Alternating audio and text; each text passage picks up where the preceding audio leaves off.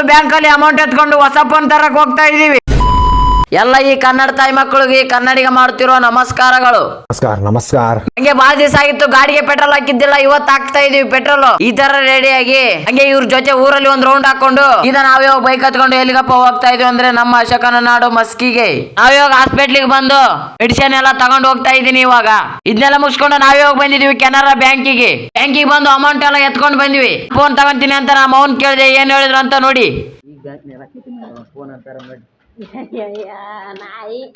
ನಾನೇನಯ್ಯ ತಪ್ಪು ಮಾಡ್ದೆ? ಇದನ್ನೆಲ್ಲ ಕೇಳ್ಕೊಂಡು ನಾವೇ ಬಂದಿದೀವಿ ಸೀದಾ ಬಾದಾಮಿ ಹಾಲು ಕುಡಿಯೋಕೆ. ಮಸ್ಕಿಗೆ ಒಂದ್ ಬಾಯ್ ಹೇಳಿ ಸೀದಾ ನಮ್ಮ ಮನೆ ಕಡೆಯಿಂದ ಹೊರಟಿವಿ. ಸೀದಾ ಮನೆಗೆ ಬಂದು ದಬಾಕೊಂಡೆ.